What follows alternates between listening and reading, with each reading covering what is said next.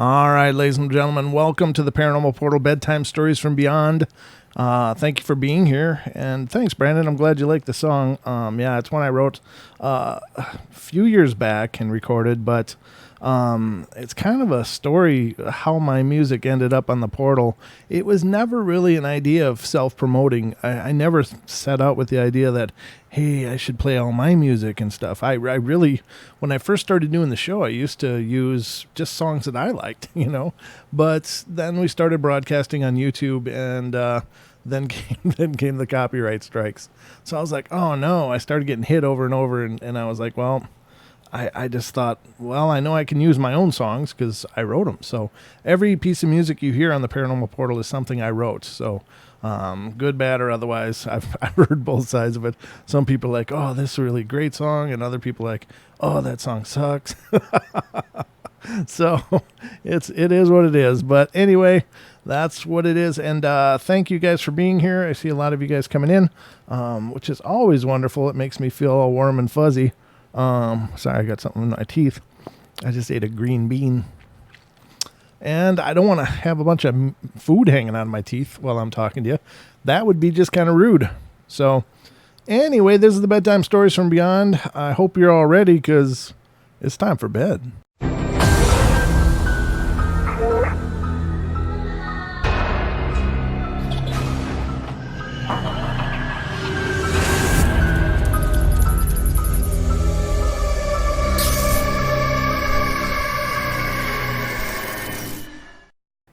All right, we are now officially underway, ladies and gentlemen, on the Paranormal Portal.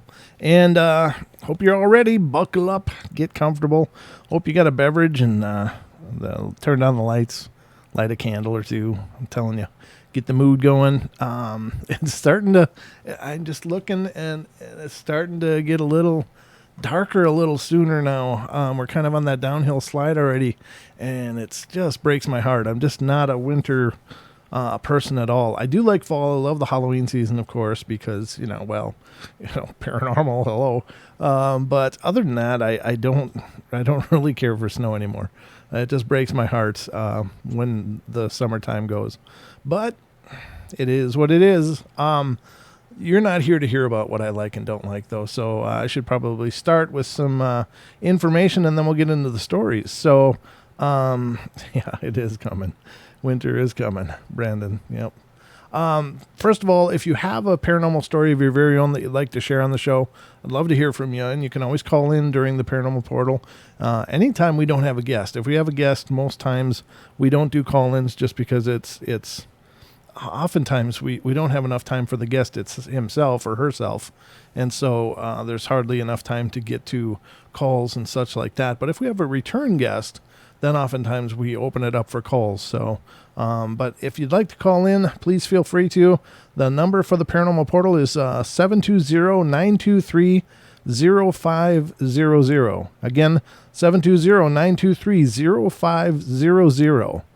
And that's how you get a hold of me. I'll be watching for it.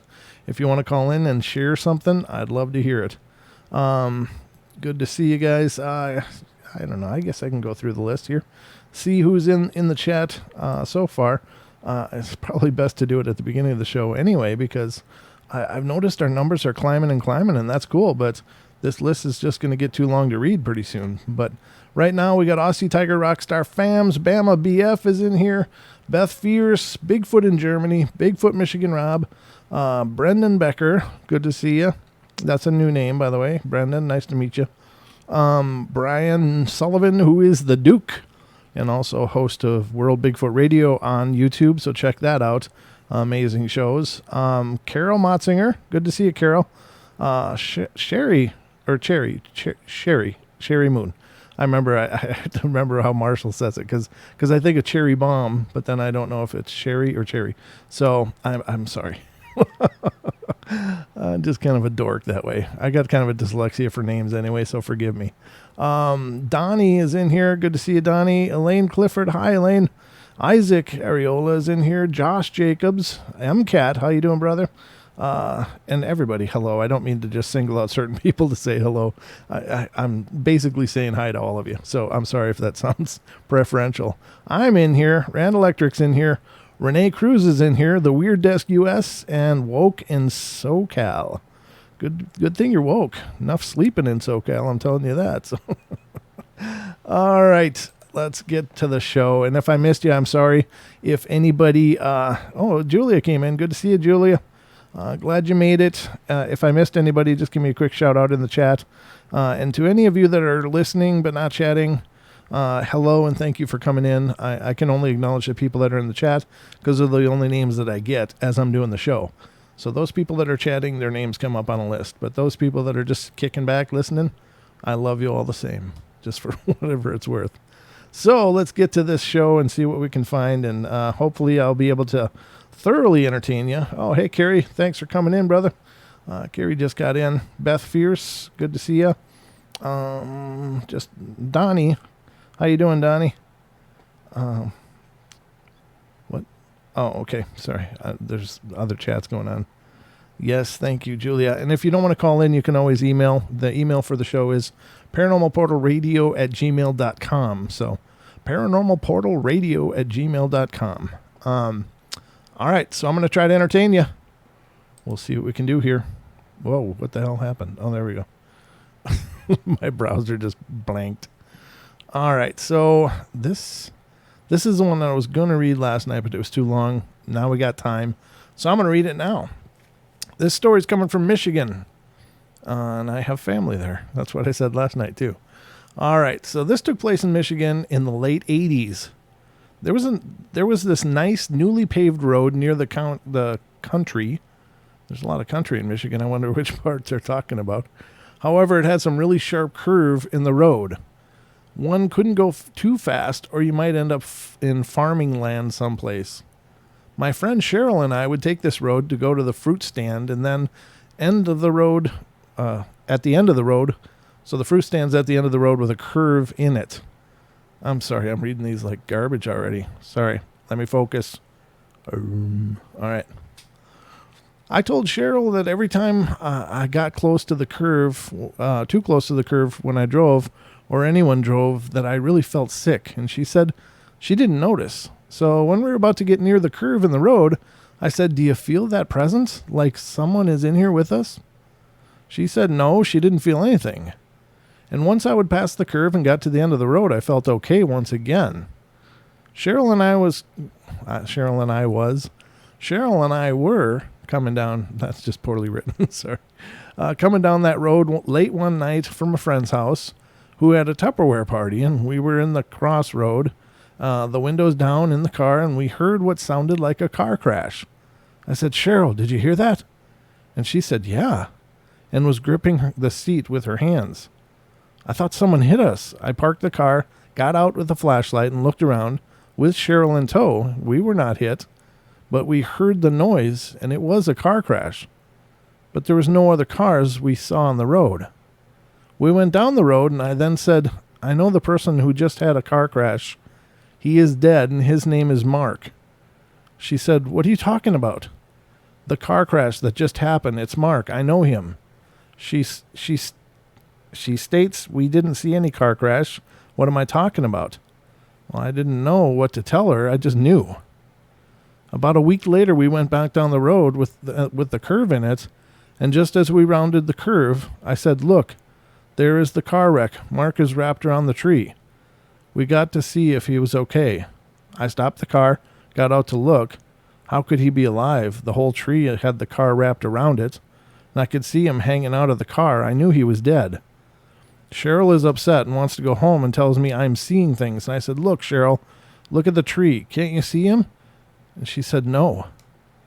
I felt that I had to get to the fruit stand to call the police, and I got to the fruit stand and told the older lady a wreck happened down by the curve, and the man appeared to be dead. His name is Mark. And she looks at me. Yes, his name was Mark, but the accident didn't just happen. It's been a few days ago. My hubby and I heard the noise, and we knew it was a car wreck, and it happened to be about 4 a.m. My husband went out to see where it happened, and he couldn't find it. It wasn't until daylight we went out and we looked again, and he found the car wrapped around the tree. The young man in it was very dead. I said his name is Mark, and the lady told me yes again. I said I used to take care of him when he was a baby. He wasn't too old now, maybe in his early 20s, and she said, yes, you're right. I went home, called my sister, and asked her about Mark, and she told me he appeared to be going too fast down the road, and it was raining, and once he went to go around the curve in the road, he skidded up and over the guardrail and hit the tree. The doctor said he most likely died instantly. All the bones in his body were broken. He didn't have a seatbelt on.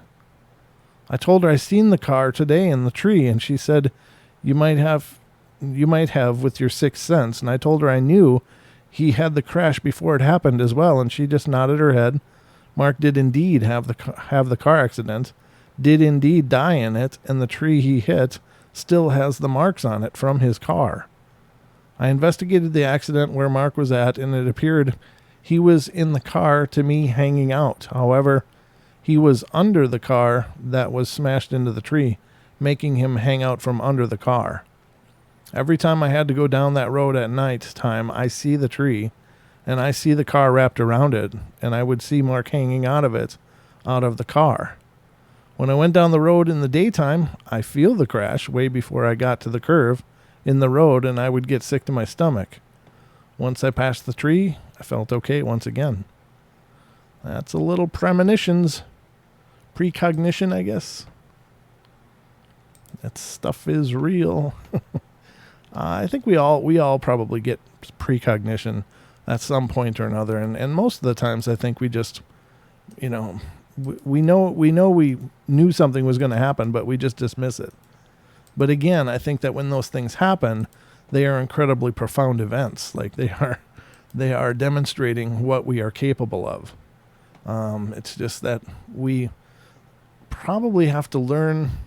I think it's all about a state of awareness. I think it's just all about getting into a state of awareness. So let's get to this phone call we got here, and this looks like our good friend, Mr. MCAT. How you doing, brother? Hey, buddy. How you doing? I'm doing well. How are you? I'm good. How's that new board doing? Oh, do you hear it? It's just whisper quiet. You're going to hear my fan going, but it is so quiet and wonderful. Wow. I didn't even realize how loud the old board was, but it was quite a few years old. So now that I got this brand new one, Wow. it's all just whisper quiet and perfect. It's brilliant. Thank you a lot for that, by the way. Good. That's awesome. Wow. No, it's fine. Don't worry about it. Oh, I know it. I had a quick story about traveling because I'm home for the weekend, and I was going to go to Colorado for a day. Uh-huh. And I didn't get more than about a half hour, and I started getting a very strong urge to turn around. Okay. It was just a little voice saying, turn around, don't go any further, you need to turn around. And one of the things I've been doing is I've been trying to listen to that little voice, and it doesn't necessarily tell you what to do, but it tells you what not to do a lot of times. Sure. So I turn the car around, and as soon as I get turned around, I got a message from the carrier, because I get updates and I get road messages that 80 is closed in York, both lanes westbound because of a wreck. Don't know when it's going to be open. So even if I wanted to get there, it would have been pretty tough. I wouldn't have gotten there till the next morning. Oh, man. So you just had that precognition. We were just talking about that a second ago. This woman seeing the car crash and knowing it was going to happen before it happened, and then, very vividly seeing that. And then what you're talking about is pretty much the same thing. I don't know if I'd go as far as precognition, but it was very interesting once I got that message. I was like, there's the reason. I guess that's it.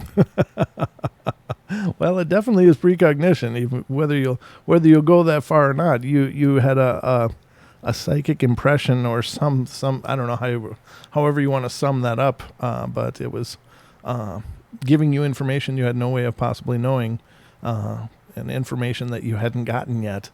So I think that's pretty cool. Yeah. Yeah. Yeah, it was really interesting. I thought it was interesting. So I had yesterday off, and now I'm up in Manitowoc. Well, I'm in Two Rivers, which is kind of a suburb about this hotel right on the Lake Michigan. So. Oh, that's over on Wisconsin. Manitowoc is, yeah. Yep. Yeah, I've got family up here, and I'm going to go check out some cemeteries because there's some headstones I haven't seen in quite a while, and I figured probably should go do that before too much longer. Wow. Now, when you, just out of curiosity, and I don't mean to sound inappropriate, but when you go and you do that, do you bring a little voice recorder with you? Yeah, I'll turn my cell phone on and we'll do a little recording just to see if anything shows up. And have you ever had anything come from those sessions? I don't know. The last time I actually brought my rig out, which is a parabolic mic and a laptop running.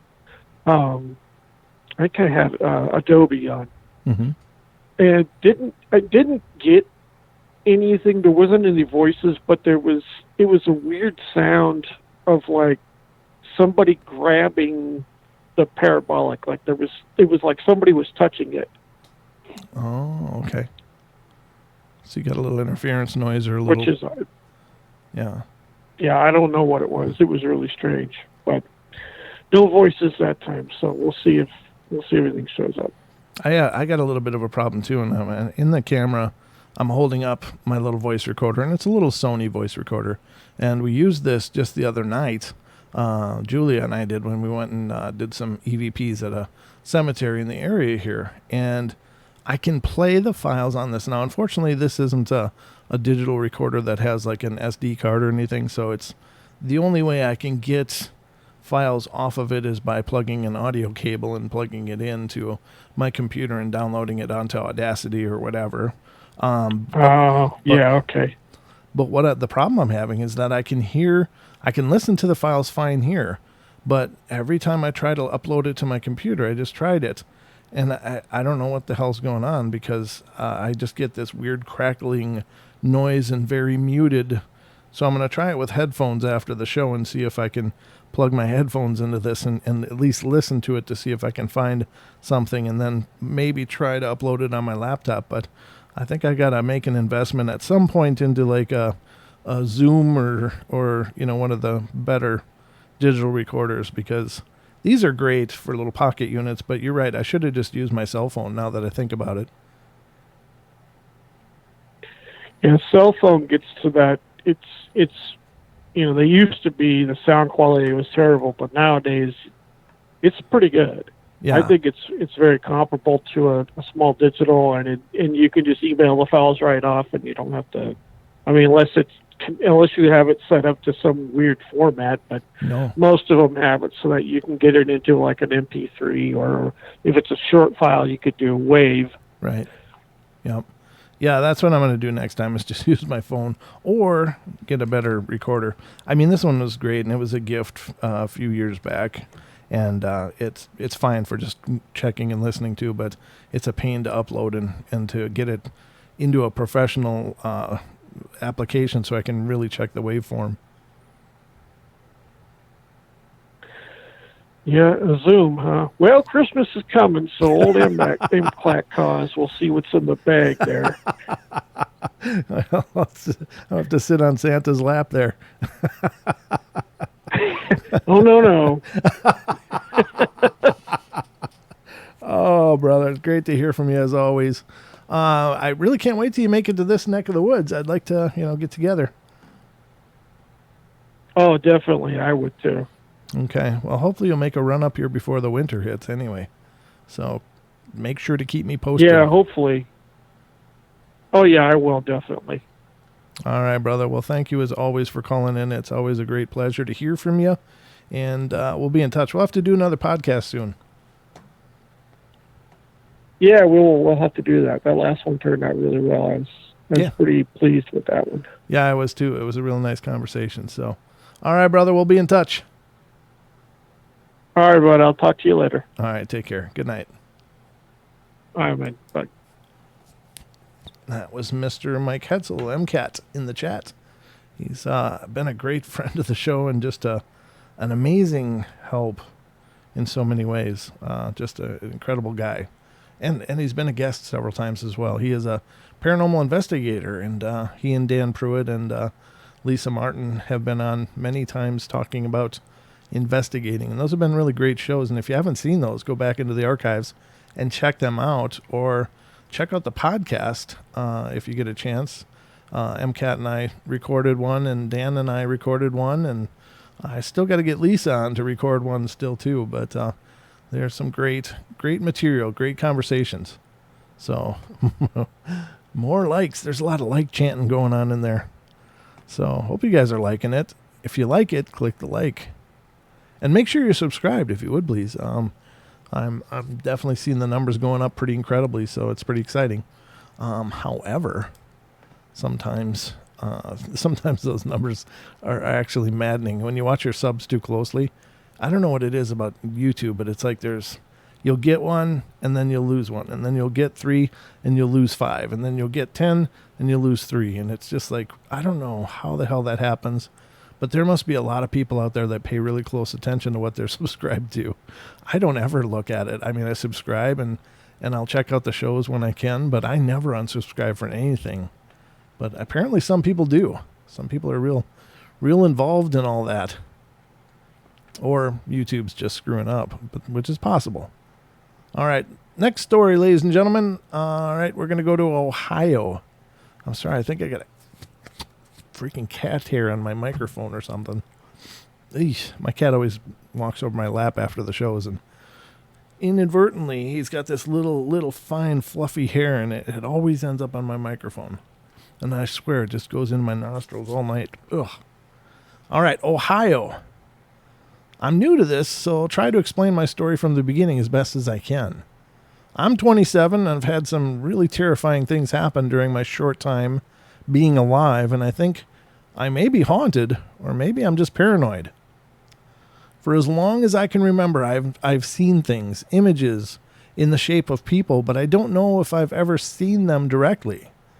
It's kind of like I see things out of the corner of my eye, and I see someone or something pass in the hallway, or if I'm standing in front of a mirror, I'll see an image rush by behind me, and I also hear a lot of weird noises. People laughing or talking when no one's around, footsteps when I'm home by myself, or when I know for a fact that my husband and son are asleep. My family's always been somewhat strange. I grew up watching my mom and her sisters, my aunts, doing things such as having seances or going for hikes and walks looking for missing people from our area, and especially if there was a young girl missing, which looking back seemed to have happened quite a bit. Well, that's not good. Well, I remember walking with them looking for clues like clothes and wooded areas and where they had a feeling, and we'd find things that would relate to someone who was abducted. And I remember going deep into some woods close to a school that had been shut down, and we found something like an occult setup.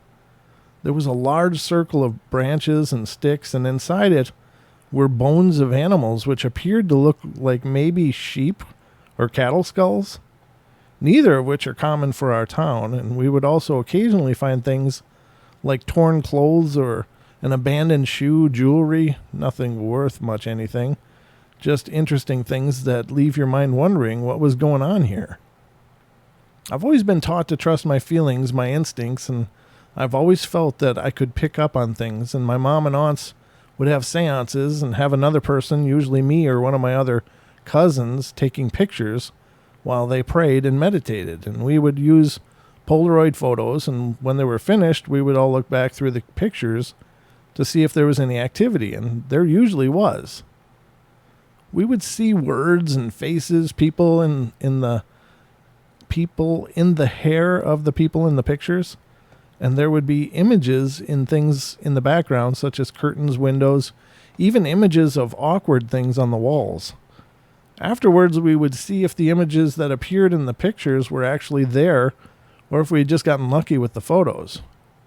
We did these sort of things for years, and with none of the images, letters, or words adding up to much, except strange feelings like, I wonder what that means, and this face is so clear, I don't know who this is, but I wonder if they had anything to do with the disappearances.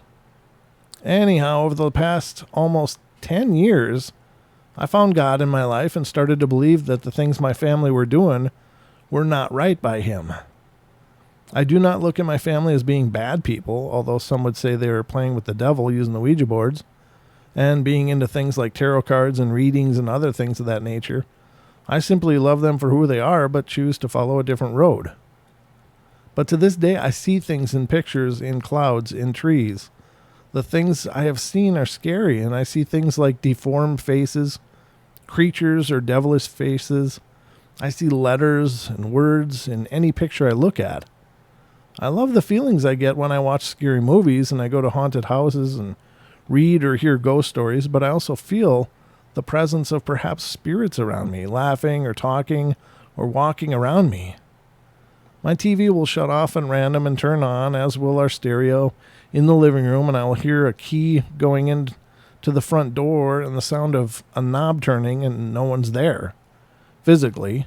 And we have 2 cats at home, and sometimes they just go crazy running through the house like they're being chased, and sometimes they will just stop whatever they're doing and look up at nothing like there is something there that we will not see. I like to be scared when I'm with other people. The feeling is a definite rush. But when I'm alone, it's just not so good. I'm just trying to decipher if I may be being haunted or if perhaps I'm just paranoid. And if I'm looking and listening too much for these phenomena. Well, I do believe that we are creators. I've said this many times. And of course, whatever you put your attention into, whatever you put energy into, whether it's by virtue of reading ghost stories, looking at the paranormal stuff, I think that we manifest things, or at least we create a magnetism for these things to find us.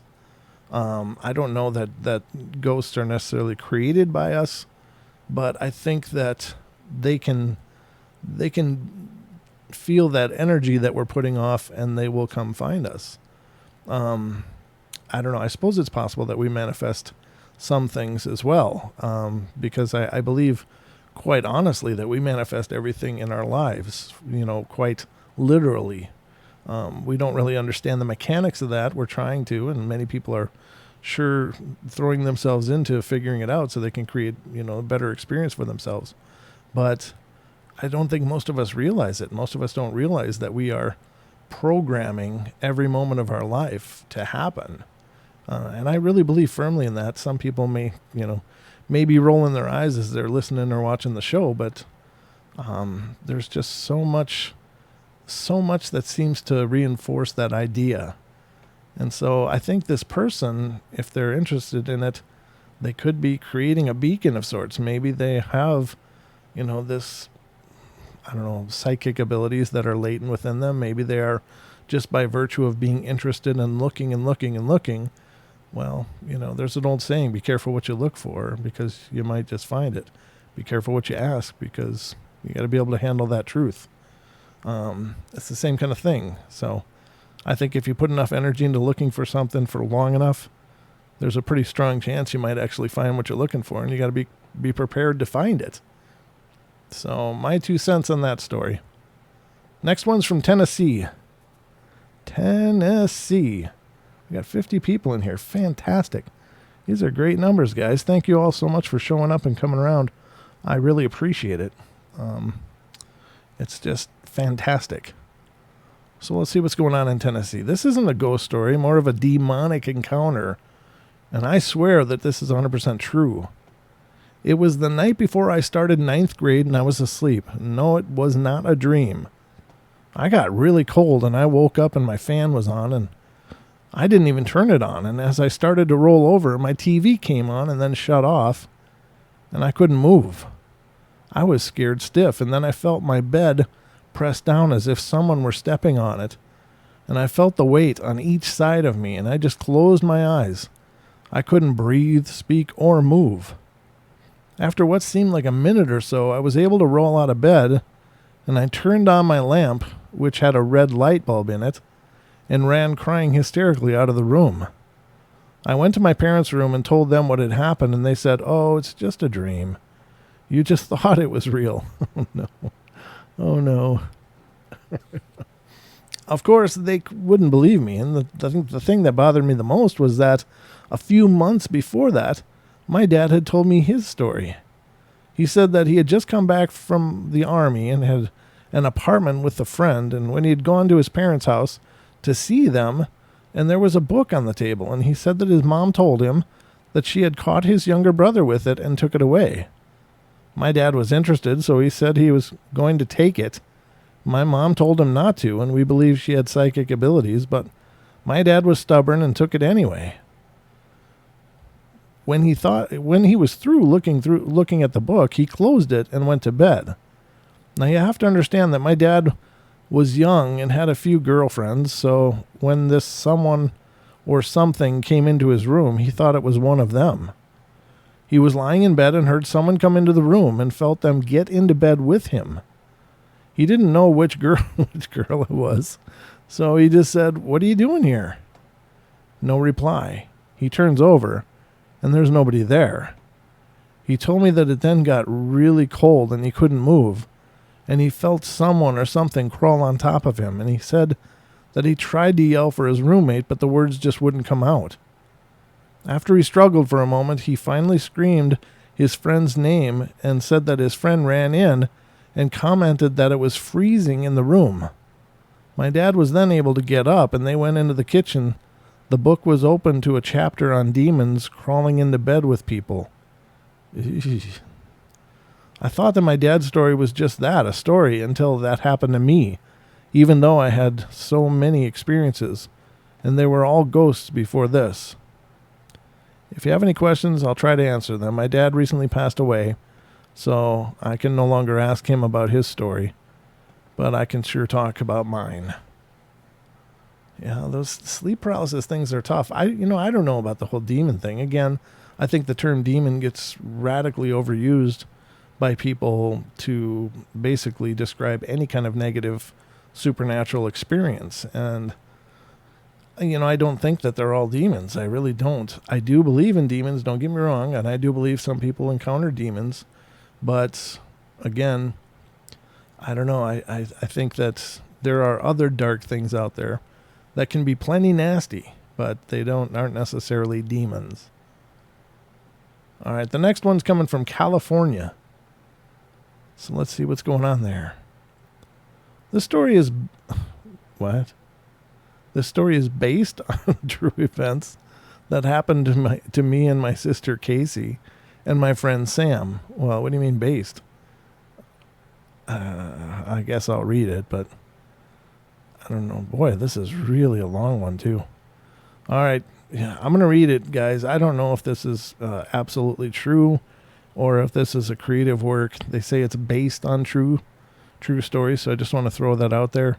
I don't know what parts of this are true and what parts aren't, but I'm hesitant to read it at all because I don't want to read fabrications on this show ever. But you guys, why don't you let me? Oh, thank you, Jamie. I appreciate that. What do you guys want me to do? You want me to read this story? It says it's based on true events. Or should I skip it? Let me see what's next. This one's pretty long too. Let's see if I have a short one here. I'll wait for your poll to come in. That one's longer too. Skip it. Okay. All right. Let me go to this one in Nebraska. I'll read this one first. And then I'll wait to see what you guys have said. Okay. Yeah, I see you said skip it twice, Julia. I got that. Okay. All right. 2 skips. We'll skip it. I don't like the fabricated thing either. All right. Oh, thanks, Brandon. Brandon says, hey, it's your show. If you're not comfortable with it, don't do it. All right. I'm skipping that one, ladies and gentlemen. I don't want to do based on true events. You're right. Thank you, guys. But it's also your guys' show, and that's why I'm asking. I just don't want to bring fabrications onto the show because everything I ever read has been represented to me as true. And I don't do the made-up stories. I don't do the fake stories. Now, can I verify that these are true? Absolutely not. But everything I bring to you, I'm bringing to you in the spirit that, as I understand it, these are true. So now that still won't... I've stopped many times through stories and gone, nah, this ain't, no, and I'll find some like that as well, but at least I try to represent them as true. So let's go to, I got one up here from Virginia, the state of Virginia. Let's go to this one first. It's shorter. Try to bear with me. What? Oh, try to bear with me. This is my first time ever really talking about this. The sequences might be a little messy. Let's see. I've had experiences all through my life, nothing really that stood out or terrified me until within the last few years. The experience that I'm about to describe is by far the most terrifying that I've had to date. This happened in my junior year of high school, I believe. Things started to happen a couple of months before I started to get sleep paralysis, and things would vibrate my bed at night. During my states of sleep paralysis, I could hear someone or something walking around my room. I talked to my brother about it because he studied the paranormal and knows a little bit, and he opened up the idea that it could be that I was astral projecting and that I was actually walking around my own room, and that the sleep paralysis was caused because I was not in my body and was woken up before I could get back in. After he gave me this theory, I pretty much just chalked it up to that and never really thought about it. The one thing that still bothered me, though, is that my bed would vibrate. These things happened on and off, for a couple of months and eventually stopped. Then one night, between the hours of 1 and 2 in the morning, I would say I was woken out of a deep sleep and could not move. I couldn't move because I was so terrified. There was this dark figure in the far corner of my room just staring at me. I could feel its eyes just staring. It felt so evil. I was so terrified I couldn't move. I couldn't talk. I could barely breathe. All I could think was to just pray. After what felt like an eternity, it eventually went away. I haven't had that experience again, but while I was living in Lynchburg, I did have the feeling of being watched, and I had something call my name. I just wondered if anyone could give me some insight or some ideas to what y'all think this could be. Any theories would be much appreciated. That holy, heavy, dark, ominous blackness, I don't think that's just shadow people. I don't think that that's the same thing. I think those are something else entirely. They're just like a black mass, and oftentimes they may resemble vaguely the shape of a person, but most often they are just like these clouds of darkness. And they are darker than dark. You can be in a pitch black room and still see that it's darker than the normal room. And they just emanate such a malice and such a darkness. And I suppose it's possible they could be demonic. I don't know. With that much darkness, that much hatred, I don't know what they are. But they have been measured. Our good friend Dan Pruitt, who is a paranormal investigator and will be joining me this weekend in Coloma in the ghost town that we're going to investigate. He has actually experienced that dark, creeping blackness, and he said that he could feel it and see it with his eyes. He felt the temperature drop, see it with his eyes. They were in a pitch black room, and it got blacker, and to the point that it was just like a soup. And he said that other people that were investigating with him also witnessed this, could feel that heavy, heavy presence, and everybody just sat there. They couldn't move, they couldn't breathe. Just a terror response. But he said the cool thing is not only did they see that and experience it, but they had a light meter that actually recorded the event, recorded the room getting darker at the same time as they were witnessing this presence come in. So it actually was a very physical representation of whatever the hell this is. And I don't pretend to know for sure what it is, but it's called, many people have called it many things, but a creeping darkness, the creeping blackness is just a few of the titles out there. But it's whatever it is, it's plenty powerful. Everybody that ever experiences it is just frozen because it is just so strong and so full of darkness and malice. Whatever it is, it's something nobody plays with. And usually it just comes, intimidates, and then it goes. Usually. I don't know.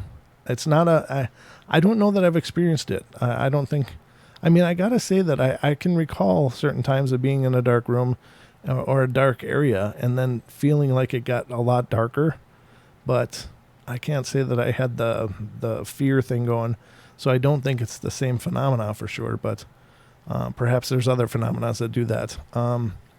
If they are dark spirits, and many of us believe that spirits absorb energy, perhaps they're absorbing whatever little bit of light energy is around, thus creating that complete blackness. Just a thought.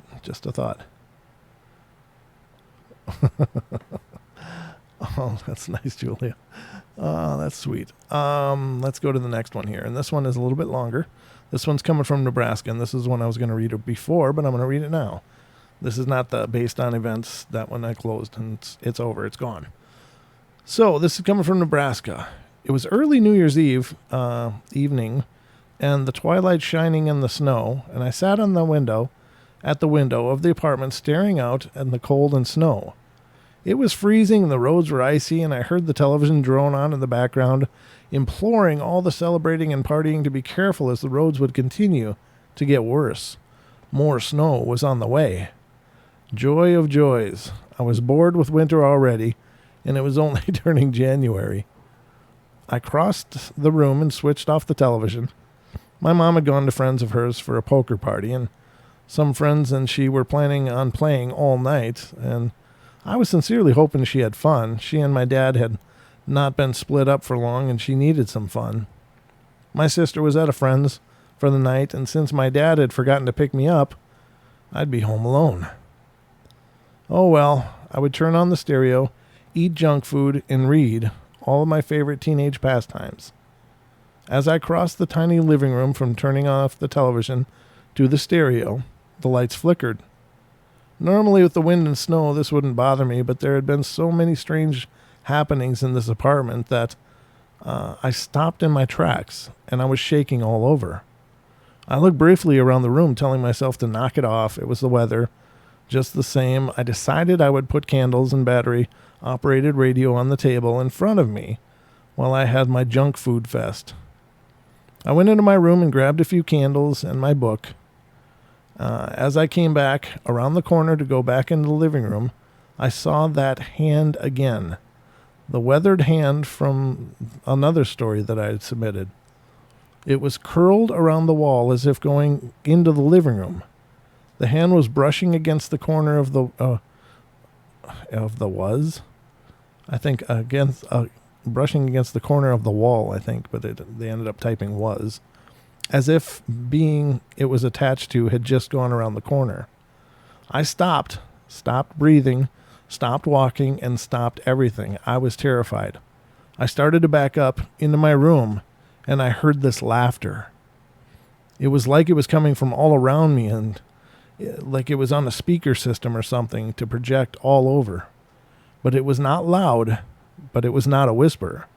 It was very, very cold. The very sound chilled me to my bones. I backed into my room and continued to stare towards the living room.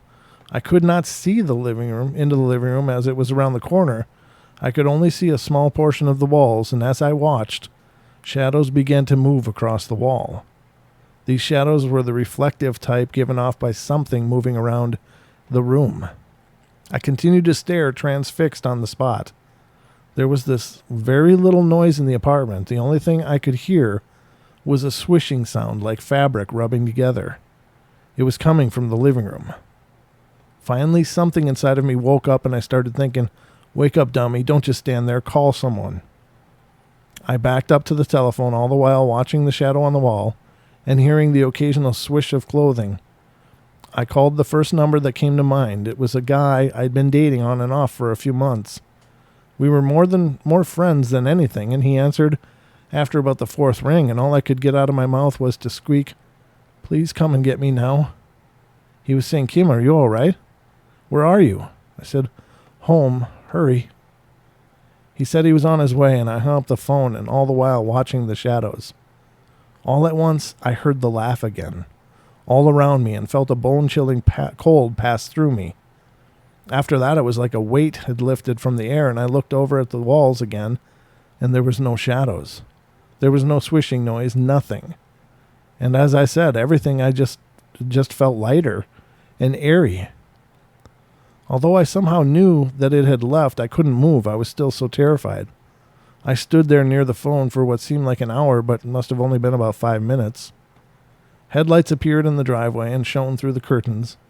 I heard a car door slam and then a knock on the door. My friend was at the door, thank God. I threw open the door and ran outside, no shoes on, no coat. I was crying and hugging him, trying to explain, all at the same time. He kept telling me to calm down and was ushering me back into the apartments. We sat down on the couch and he asked what had happened, and he told me he brought a couple of friends with him, and just in case it was trouble.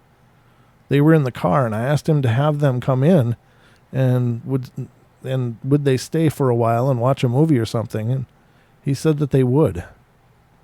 I told him that I was going to get some dry socks and I would be right back, and as I entered my room, I heard the front door open and close, and he had gone outside to get his friends, no problem. They would be right in, and I sat on the edge of my bed and pulled off my wet socks and rubbed my freezing feet. I heard a slight scraping noise and looked up. In the corner of the hallway, there she stood. The same piercing blue eyes and pointed teeth, staring at me and smiling. She appeared to be again about 7 feet off the ground, and she was wearing gray, all gray. And it appeared to be like an old bathrobe that came all the way around to where her feet would be, and was clinched or cinched loosely at the waist with a belt. Her teeth were as if it were made to be at a point, and it was all of her teeth. There was no evidence of decay or anything visible, and with the way she was leering at me, they were visible. Her vivid blue eyes were cold, almost as if you would fall into a freezing lake and be able to see the top but not get there. I kept feeling that way, drowning almost almost when I stared back at her. There was no wind or breeze, but her steel gray hair looked like it was being blown back from her sallow face. I screamed out loud and long as I ever had, and my friend came running through the front door along with 2 of his friends, and they came bounding into the room. I opened my eyes, and she wasn't there any longer. I was crying pretty much hysterically at this time. The next thing I remember is being in my friend's old Pontiac, squished in the front seat between him and one of his friends. They kept asking me what happened, and I just kept shaking my head and crying. We got about 4 blocks from my apartment, heading to the house where my mom was playing cards. As we came close to a 4-way stop, the roads were indeed icy, and it was, as was earlier predicted, so my friend began slowing for the stop quite a ways, and I heard one of the guys in the back say, "Why would anybody be walking on a night like this, especially an older person? They could fall and hurt themselves." I looked up, and there in the center of the crosswalk was the thing, all gray and misty looking, and she turned and stared and smiled. Everyone in the car gasped all together at once, like sucked in all of their breath, and she continued to look at us, grinning, and crossed the street. And then she appeared to be gone. One of the guys asked if we had all seen her disappear, and all the others reasoned it was the heavy snow playing tricks on their eyes, and they felt that was the reason that she appeared misty in the crosswalk, and she was now poof gone. The rest of the ride to be with my mom was a blur. The next day when we went home back to the apartment, our friend had made it clear she had returned that evening. I don't know. It's pretty well written. When you find them that are so well written, I don't know. Either, not that some people can't just be really literate, but it just makes me think, well, that was pretty well written. But anyway, it's represented as real, and so I'll read it. Let me look at the time here. I'm not sure how much time I got left. Actually, we basically have no time left. But let me see if I can find a short one for us. I think this one will be short. I hope. Yep, this one's nice and short. And this one, ladies and gentlemen, will be our last story for tonight. So I hope you've enjoyed the bedtime stories. But from beyond, of course. But let's see. This one's coming from Florida. It says, when I was about 3 or 4, I can't remember, but my grandfather had passed away. I can't really remember him except for pictures I saw. Well, at his funeral, I was standing and waving over into the corner, probably behind where the casket was. In the front row, maybe. My mom asked me, "Why are you waving?" And I supposedly replied, "I see Papa over there. He's waving at me." My mom was not scared and probably not surprised either. Too bad I can't remember it. I would have loved to have seen him. Well, since that was a short story, I'll tell you my next encounter. I remember this clearly. I was maybe 7 or 8 and was sleeping over at my dad's house. In my room there, I had a bunk bed. One night I was sleeping lightly when I heard my bedroom door open, for I had beads or something hanging off the handle, and, well, I thought maybe it was my sister or dad, so I turned around, and there was a girl. She looked like my sister since it was dark and I was half asleep, but I looked closer, and she had dark eyes and pale skin, also cuts on her face and shoulders. Before I had realized that, when I still thought it was my sister, I tried to grab for her because she wasn't moving, and I was thinking, huh? But when I realized, I froze and dove under the sheets, terror-stricken. I stayed under there maybe for a couple hours and was sweating so bad I had to come and get air. Previous times when I got scared of something and was under my sheets, I would think I saw a silhouette, however that's spelled. Oh, I think they spelled it okay. Of a hand, but I believe I imagined that. But it was still scary. My dad's house wasn't haunted, I believe. Maybe she was just passing through. I don't have any idea, but my dad passed when I was 10, and we have renters living in this house now. I wonder if they've seen anything. I guess I'll have more stories later. And there you go, ladies and gentlemen. That is our journey for this evening. Hope you've enjoyed it, and I hope I left you sufficiently entertained. Thank you all so much for being here. I see there's 51 people according to my list, which is somewhat accurate. And thank you all to all 51 of you, and please spread the word. Let other people know about the portal if you know other people that are interested in the paranormal. It's always a pleasure to meet new faces and see new people. So I'll be back again tomorrow night for another episode of the Bedtime Stories, and then Wednesday night, Don will be here with me, and we'll go through the Wednesday evening 2-hour show. So hopefully you guys will tune in for all of them. But thank you guys for being here. I love you all. Be good, be kind, be nice. Take care of each other. Help each other out. Find the magic in every day, and remember to laugh as much as you can. Good night, everybody, and sweet dreams.